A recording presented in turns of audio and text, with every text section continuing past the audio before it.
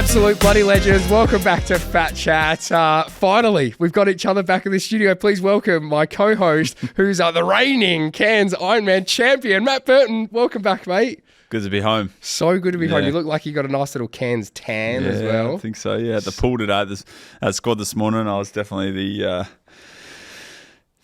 most tanned, I think, person there. We've had a few bad weeks here, and I've just been able to enjoy the sunshine. It's actually not been like gross, but it's been sunny, but it's been so cold. Right. So cold. But then Cairns beautiful, just lovely. 25, 26 degrees. Yeah, just sleeping with a sheet. So good. Now, and how you feeling like actually being back as well? Yeah, okay. It's always nice when you come home. Yeah, just tired still, but because I was away for 2 weeks, so as much as it's only a 2-hour time difference, my body clock will readjust because I was still getting up over there to go train sort of 5 a.m. So that's early here. And that's 3 a.m. 3 a.m. here, right? So I've been middle of the night stuff. I've been waking early. Psychopath stuff. Tom and Kim haven't been though. They've been right sleeping to normal, mate. The cold's got them, but it's been really. It's nice to come home to the place where people, I guess, if we're going to call them fans, the people that have supported me and watched me grow within the sport. Yeah. They get it. I wasn't a nobody, a no name, whereas the online coverage, they didn't know me. I was unseated, right? Bro. So that's I was going to say this, right? So that's the first event that I've watched like online. Yeah. One of the first events you could.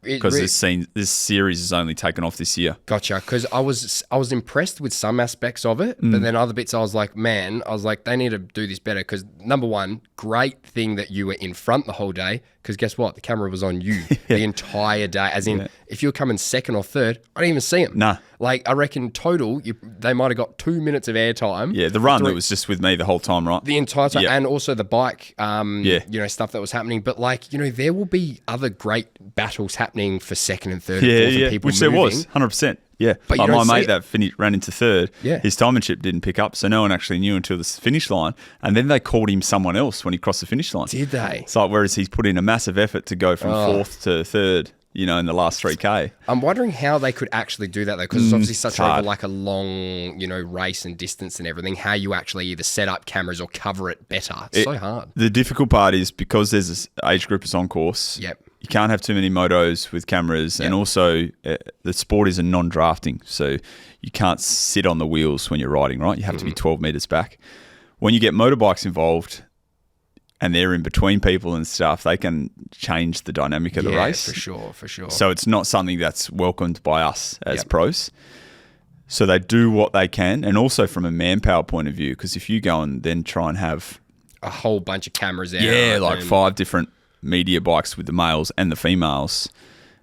You got motos, camera equipment, cameramen, that it just becomes so expensive. Yeah, exactly. And just like you said, just like people on the road when, there's all these other age groupers and stuff trying to get around and whatever. And for years, I was always the one coming from the back and there's no cameras there. So there was some surreal moments there for me with the helicopters coming up out of the from the water's edge, and it's 2 motorbikes and a helicopter tracking me.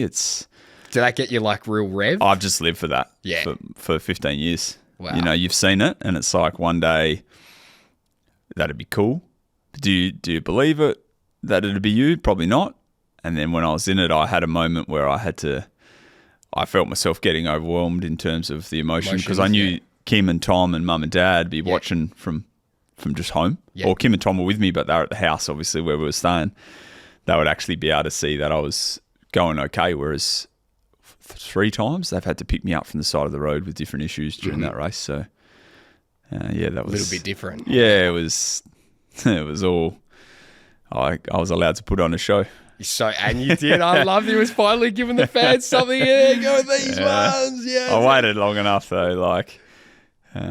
But I mean, I was relaxed. I felt great. You looked so crazy the entire time. Yeah, it just looked like amazing. Couldn't have gone any better for you. And also that clip on social media of you going through the 2.5 million views. I've just trumped you. Do you know what? Yeah. When you did that, I watched the entire day. I watched that and I was like, fuck, that was quick. Like that was like, I remember. Yeah, I was 40k an hour through there, right? I actually had a look back at the file of my file, and I was like, I was. It doesn't look quick because the moto's traveling at the same speed. Yeah. But I was just communicating with, it was 20k to go, 15k to go. Yeah. So I was in a good place. I felt good. I knew this is the last aid station. Yeah. get everything I need, prepare to run now. So I was communicating with the aid station well. Had they had the audio, it probably would have been cool. Yeah, because I was saying thank you as well. Yeah, no, you could see as in you were going, you're like, cool, bang, like, and it was just so smooth. It was fucking awesome to watch because you were just like 2.5 million views. Yeah, that's that amazing. video's had to going through an aid station. A few more followers as well. A couple more, that's accumulating because IronMan their page has 1 million followers, so if they're plenty happy of collabs with that. Yeah, they were doing it. Sweet. I just got to push accept. So good. If you listen to the show and I haven't responded to a message, I'm really sorry, but I really appreciate it. Yeah. It's just been as crazy, overwhelming as I would have ever imagined. Having that sort of success in that, I guess, in that emphatic fashion that I did, sort of taking the bull by the horns, absolutely, and staying out the front the entire marathon is. It looks like it was easy, but you set off for 42K and you have to get boring very quickly, and just, a few spikes there when I saw Kim and Tom, but then relax because you're on your own. And I just chased the motorbike that was ahead filming me the whole time. Yep. And then let the race behind me do its thing. Because if someone's 6 minutes up the road, they have to run hard to catch you. Man, well, the guy that was behind you, he was just making up very small amounts for a little while, right? Well, up until probably the last 25K. Yeah. And then it evened. Yep. And that's when I was like, gotcha, I'm the winner. Yep. But I was watching that, and we're just looking at the time splits the whole time, and it was 5-10 seconds more and more, and I was like, oh no, hang on, and I'm getting all nervous. But then exactly at that point, it was just like, nah, it's not moving. There's no way. And then I'm at the special needs station. So for anyone that, I guess, in a race, we have a personal needs, special needs station where you've put your aid station in the morning in a bag. Yep. Right. What you might want specifically on course, and you get to go through it 4 times on the run. I'd made a decision to stop at that and grab. You have to stop environmental reasons. You stop, grab your stuff, and then you can go with it. We've got to throw it in a bin later. So I'd had 4 bottles in there, and I was like, I'll stop each lap. What was in the bottles? Oh, it's just more of a electrolyte mix, a heavier salt mix. Yep. So whereas at the aid stations, it's all very diluted when you're going through them. So, I'm losing 15 seconds a lap going in there, losing momentum. So it's like I was losing time, but I was giving him the time. Mm-hmm. I was relaxed enough to know if you set, we're small-minded as humans, right? You think, 5 minutes isn't a lot. If you say to someone, you go and I'll leave in 5 minutes, it feels like you sit there for half a day. Forever, yeah. Right? So I was like, I've been around long enough to know I have a big margin. Yep. Right? There, I can make errors. Yep. I didn't make any errors. I just relaxed enough to let him come. But you weren't panicking. Make him work for it. I knew I was running a good speed. Yeah.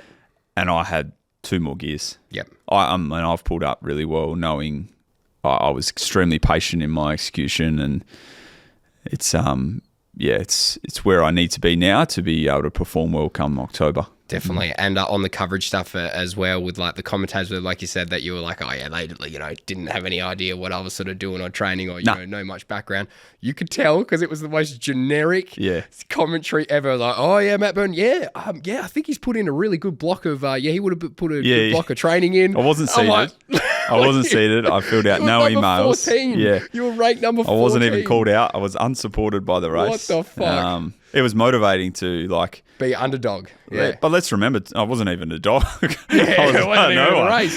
I was like, what the frustrating thing was, Busselton in December. You killed it. Yeah. I've broken. I'm the quickest guy ever over the distance from Australia, right? Yeah. And it wasn't enough to even go in the top 10 seeds. Do you think it's because Busselton is not as a broadcasted race as the other ones are? But everyone, your peers are aware of it. Yeah. So the guys I'm racing know what I'm capable of doing. Yeah. In Busselton. Mm-hmm. I haven't really done it away from home, so that was good to get one away from home. Absolutely, just to prove. Yeah. And let's push on and be the difference in Hawaii. It's like Hawaii is what's kept me in the sport, even through injuries and whatnot. I want to just go there and have as much fun as possible. Yep.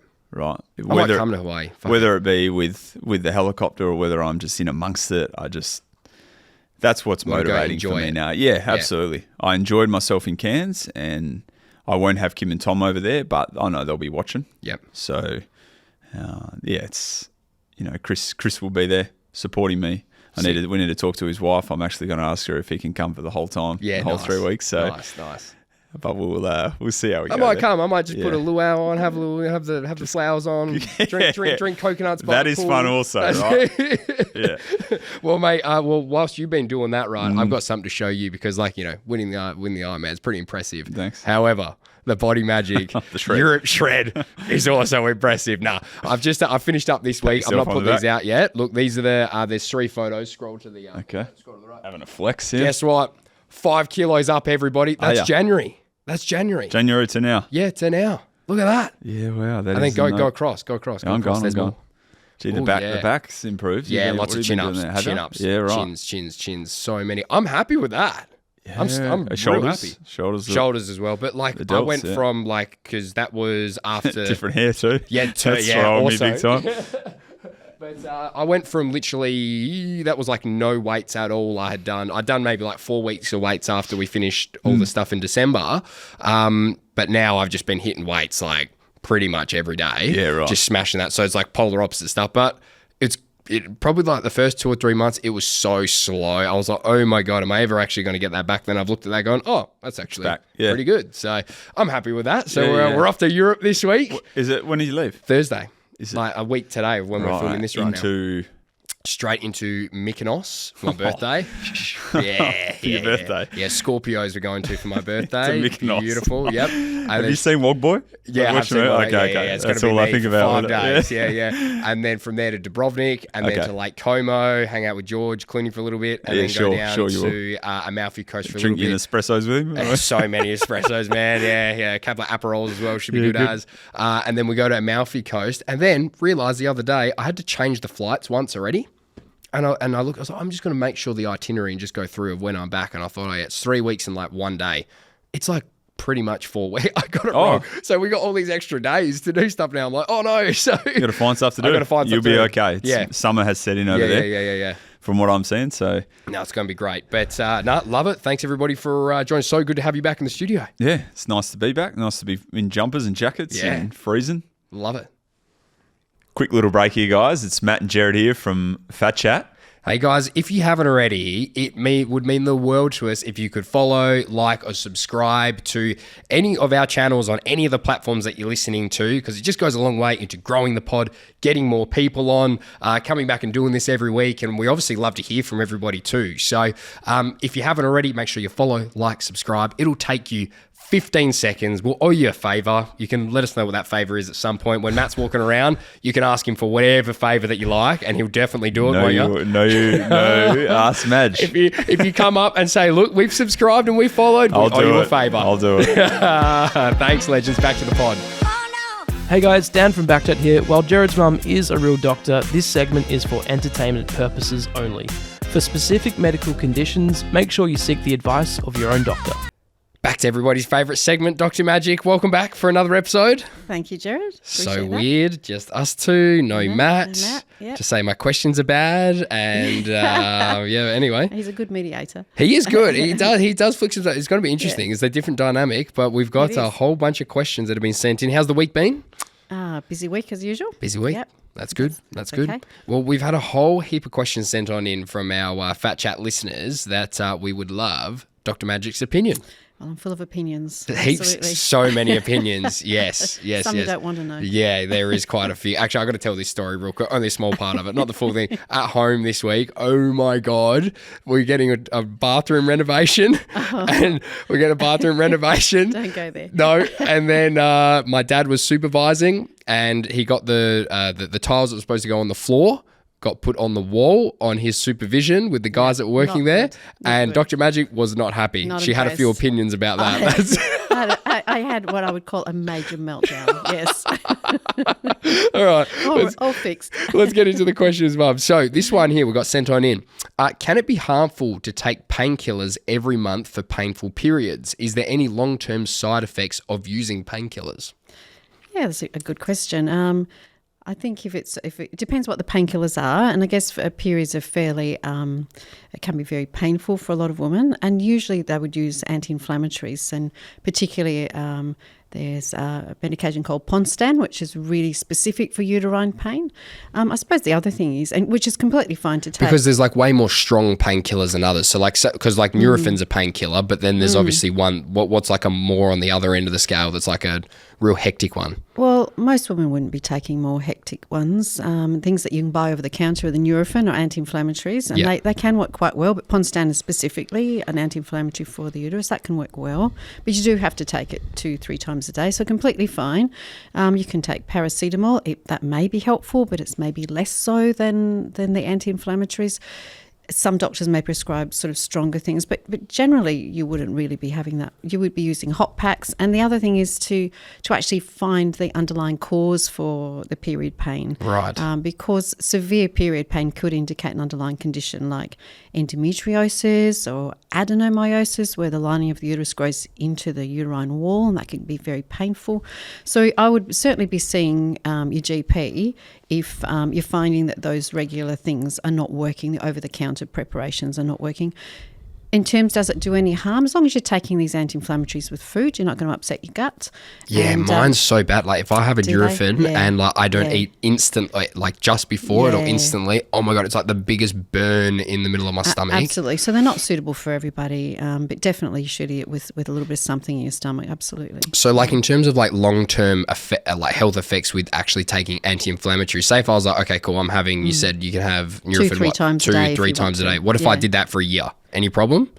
Because some of the footy guys were telling me that they've like some of the anti-inflammatories that they get, they've had issues with like, is it your liver and stuff that's an issue? Well, you should be breaking these things down with your liver and your kidneys, but paracetamol is broken down by your liver mainly. You can safely take probably 6 to 8 paracetamol every day, but whether or not that's a good thing for you, it's probably not. Right. You should really be finding out why you've got all this pain. Anti-inflammatories are more excreted by your kidneys, and young people have healthy kidneys, so it's generally not a problem, but not something that's ideal. And I think you'd want to be finding out why you've got all this pain. Of course, rather than just like masking it, putting a Band-Aid over the top. Absolutely. Yeah, gotcha. Next question. What is a boil? I always get them on the inside of my leg. How do I get rid of them? Right. Well, a boil is they're just... the worst. They're awful, aren't they? They're very painful, like, giant pimples in your hair follicles, and they're caused by a bacteria called Staph aureus. And the reason they're more common, I guess, in the inside of your legs, perhaps in the groin, under your armpits, because they're generally moist, warm areas, and the bacteria likes to grow there. They like that moist, yeah. Yeah, well, and just where you might sweat and where you might have thighs rubbing together when you're running or walking. So it's just a bit more likely to inflame the hair follicle and then develop a boil. So it just inflames the hair follicle. So it can happen anywhere, but typically it's in those areas because it's a bit hotter and a bit more moist. That's right. And sweaty. Exactly. And the bacteria called Staph aureus lives on your skin. It's normal. It's healthy. But, if it gets in the wrong place as an under your skin, it can cause How does it get there in the first place, though? Well, just an irritation of all the hair follicles on the skin. So is it because of the actual physical, like rubbing? Or rubbing would be one thing, absolutely. And then just the amount of, warmth and moisture on your skin will promote the growth of the bacteria. And then it can just climb down into the hair follicle and swell under the skin and cause pus and stuff. So how do you treat them? If it's something that can you pop them or no? Yeah, you can. If there's something that can be lanced, that's what you do, because releasing, if you've got pus, let it out. That's a good thing. Oh, my God. If I ever have anything around you, you're like, let me get it. Give me a needle. Pop. I'm like, no, you and Elise, my sister who's a nurse as well. I'm like, get the fuck away from me. No popping. Yeah, the pussier the better. so release the pus, definitely get it out, or use an antibacterial soap wash, maybe something like Physohax or Sapoderm soap in the shower. Try and reduce the amount of bacteria on the skin. I guess you could use something like Q-Ash powder to keep the area dry. It's just like a perfume-free talcum powder, I suppose, but it's not talcum powder. So it's called Q-Ash. That can work quite well to keep the area dry, so you don't hopefully get one in the first place. Sometimes you need antibiotics, though, oral antibiotics. At what point do you need antibiotics, though? Well, if they're big and pussy and the skin's getting red around them and they're very painful. Is there like a size that you look for, or it doesn't matter about the actual size of it? It's just... It's probably if it's persistent, and not going away with this sort of, lancing it. And obviously if you are going to pop a pimple or a boil, you must make sure you clean your hands well and clean the area well, so you're not actually making it worse and introducing more bacteria. What's the biggest one you've ever seen? What's the big? Well, I've popped a few boils that, they pus spouts, spurts to across the other side of the room. It can be quite nasty. As in, you hit it and there's so much pressure. It just goes. A lot of pressure. Yeah, you should always wear your safety glasses and your full gown. I actually feel sick. After that. All right, next question. No, fuck that. This is way more. This will have and hopefully no pus in this one. Somebody told me that I need to get a new pillow every 12 months. Is there any health benefits from new pillows? Well, yeah, there is. I mean, because they've got like expiry dates on the back of them. Have you seen that? No, and I wonder if that's actually by the pillow manufacturers. Of course it is. I don't think there's really an expiry date, but you should. Pillows get full of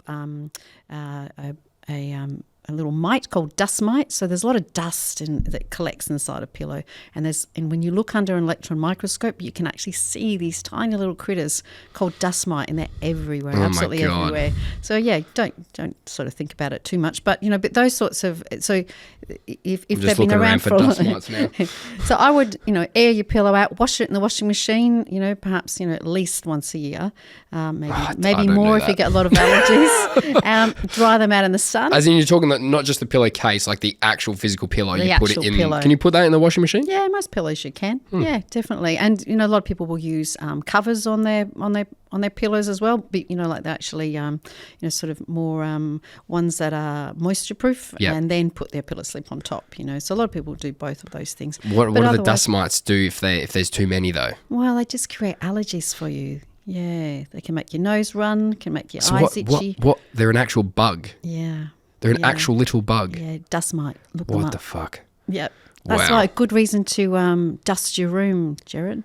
My room's good. What are you talking about? My room's good. Is it? It's Beck that's the messy one. Yeah, I'm the clean one. Next one. This was sent in by someone that's doing our running program actually at the moment. I'm prone to athlete's foot. Why is this and how can I prevent it? Yeah, well, athlete's foot is just... What is it? What is it? It's just a yeast infection or candida or thrush on your feet. So I would use... It's more likely in your feet because of the moisture. I think there's quite a lot of moisture that we actually excrete in our feet every day, or it comes out into your socks. By the end of the day, your socks are fairly moist.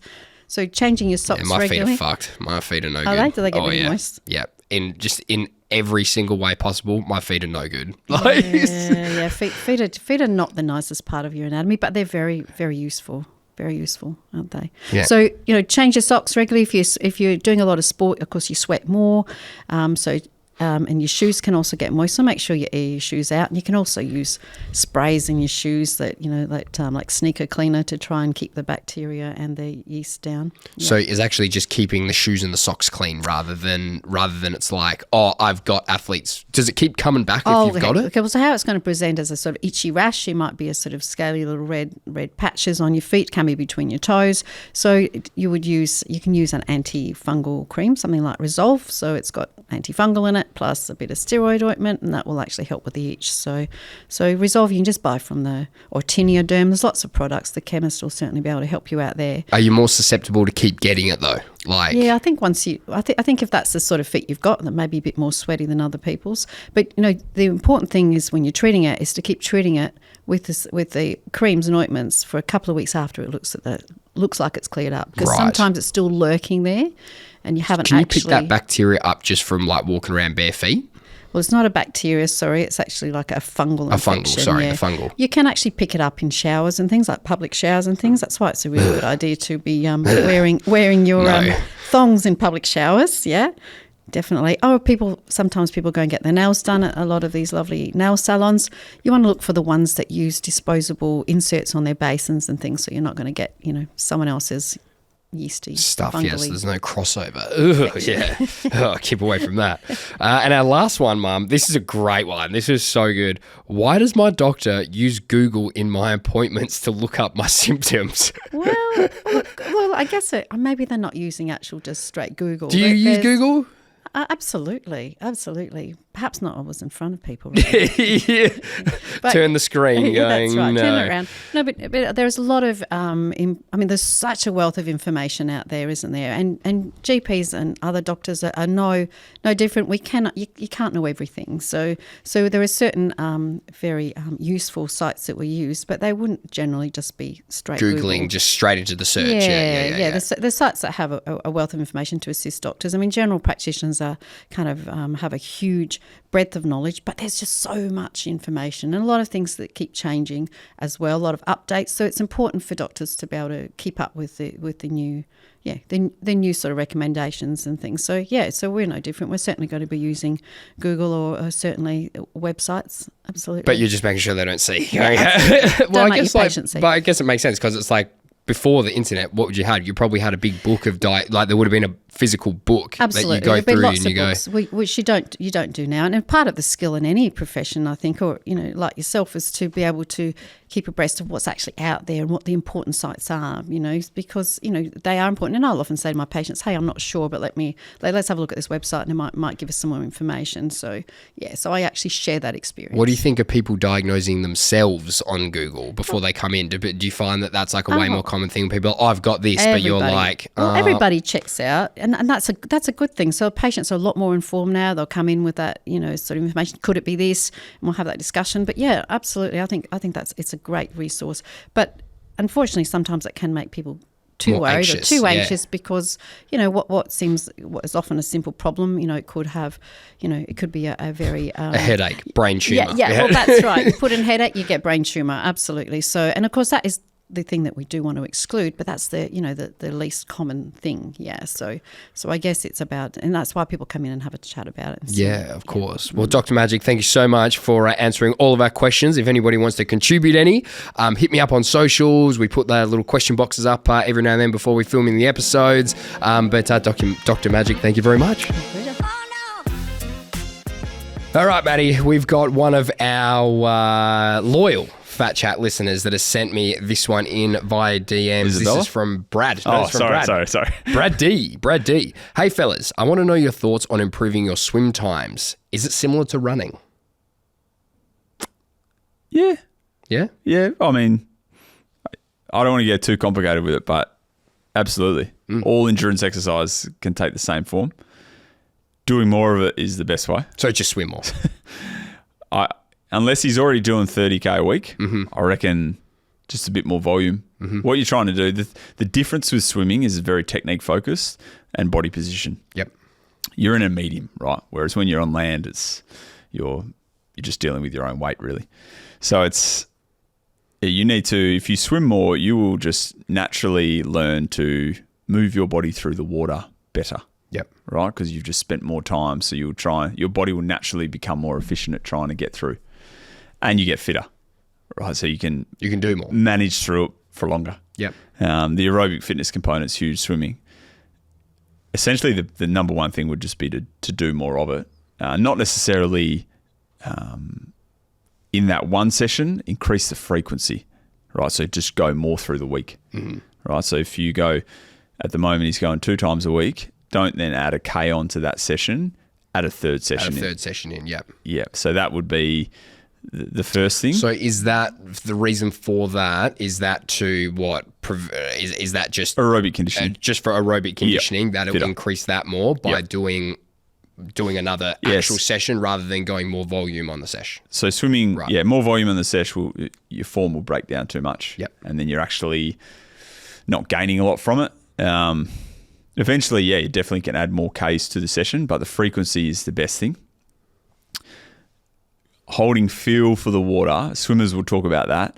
That is a lot different to running and cycling and anything else on land, where you're trying to, I guess, that proprioception of when you're feeling the water on your hands and your forearms to catch the water and pull it is a real important aspect of swimming and improving in the water. So the more you can feel the water, the better you will be, essentially, or the better you will learn, your body will learn to be in the water. So if and it's hard because if it's Brad, isn't it? Brad, yeah. If you don't have the time, Brad, to go more in the week, you probably do need to add more to the session that you're currently doing. But you need to progress that slowly. Yep. Because you don't want to exhaust yourself. again, like the other two, doing it slowly is going to be more efficient, more beneficial for you to actually improve. If you just get in there and hack away and do short reps and there's no real structure to it, you won't really improve. Progress that way. Yeah, you're trying to get your body to relax in the water. The more relaxed you are when you swim, the better you swim. Okay, so like what about like going back to like the technique part that you said is so important? What's sort of like a top 3 things that you could tell people to do technique-wise or think about a little bit more when they're swimming? I would definitely just YouTube that. There's some great... Yeah, I mean, it's hard to... Swimming is so different. Does it depend? Does everybody have a different style of stroke and stuff depending on your body? Yep. And the breathing rate, I mean, for anybody who's just trying to improve, you want to breathe every second stroke. Yep. Right. You need oxygen to do it. Don't hold your breath and don't try and bilaterally breathe until you're quite fit. Mm-hmm. You want to breathe every second stroke, and then that also encourages a real consistent rhythm, right? When you 1, 2, breathe, 1, 2, breathe, 1, 2, breathe. Yeah. You can change the sides to which you're doing it. I can't change sides. That's okay. It doesn't matter. What you want to be careful of is then you don't, when your hand enters the water, don't push down, right? Not that this is, you probably need to watch me do this on the YouTube, but when your hand goes in, if you push down, you're not pulling any water backwards. So it's more, it's more of like a pull towards it, right? You've lost the catch, right? So you're pushing water down towards the bottom of the pool or the ocean. That's right. It's not actually helping you go forward. So the idea is you drop your hand and then you pull underneath your body, right? You're pulling water underneath you, which actually keeps you up on top of the water. And propels you forward. Yeah. Right. Don't overkick would be a big one, right? You don't get a lot of forward propulsion from kicking. What kicking does for, I guess, more of a non-swimmer or someone who's not a competitive swimmer is stabilize you in the water. Stops you from twisting too much, right? So just a little patter is what you want to think about. So you don't want to, you don't want to be smashing and getting all the power from your legs. It's all coming as much as possible from your arms. Yeah, then you don't relax. Yep, and the short little kicks are just to keep you balanced and in the middle of the lane. Right, you're trying to stay as streamlined as possible. Yep. Right, the more you kick, the more you're going to zigzag over the place. Yep. The other thing, which is hard to see on your own, when your hand enters the water, don't let it cross your head. Yeah. Okay, because as soon as you do that, you twist. Yep. Right, you're trying to not be a snake in the water. Yep. Right, you want to be you almost want to feel like someone's put you on a clothesline through your head. The line's coming out of your bum, and you're just trying to go along that line. As soon as you cross that, you're going to start warping the line. Yeah. Right, with it hurts your shoulder going that big way time, as well. right? Like your shoulder joint is not very strong going down this way, and it's not nice and smooth coming back into the next stroke. Yeah, so I had I was in Hawaii one year, and a lady was like, I want you to put your head on my feet, right? She is like sculling, okay? She's like, now when you stroke, do not touch my legs.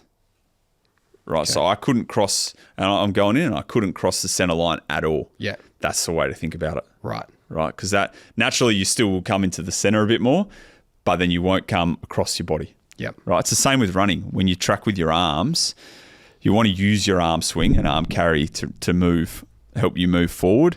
As soon as you cross, then your hips are going to twist slightly. Yep. Right, you try and prevent that. We're always swimming, running, riding. It's all about straight lines. Yeah, gotcha. Right, so keep it straight. I love it. Well, Brad, thank you very much for sending that in. Hopefully that let us know how you go, mate. Yeah, let us know. Keen to hear swim any more, progressions. Just swim more, right? Get in that pool. Get in that pool. Keep those arms straight. Enjoy the winter. Get through the winter. Any more questions that you want answered or topics, make sure you hit us up. Problem is when you turn at Palm Cove and there's Port Douglas, and you got 60k to go, you get no time splits coming back. So I had no idea. So I rode back. I was like, I'm moving fast, right? Let's get to Palm Cove. I push lap again and then try and ride 45k an hour the rest, right? Whatever power is needed, it'll come. But if you ride that speed going back, it's very fast in that last segment. The last 30k, if people are starting to weather a bit or think about the run, they slow considerably. Whereas in that sort of 30k, from doing it so many times, I know that's fast. So I did that. I was like 44.9k an hour. Then I got off the bike and I heard over the radio it was 6 minutes, just under. Crazy. And I was like, wow, holy fuck. That's a lot. Yeah. It's like, I thought maybe 3. because I couldn't see anyone at one point. I looked back, but that was the only time. So just at this point, so you were 3 minutes behind everybody out the water, Yep. or 3.5. Yeah, 3.5, and now you're 6 minutes ahead. So pretty much it's close to like a 10-minute turnaround. Yeah, like I rode 4:05. Last year there, I didn't ride very well. I wasn't 100% healthy, but I rode 4:19 and I was the fastest last year. Wow. Right, so it's a lot faster. And I was like, that's, they might ride.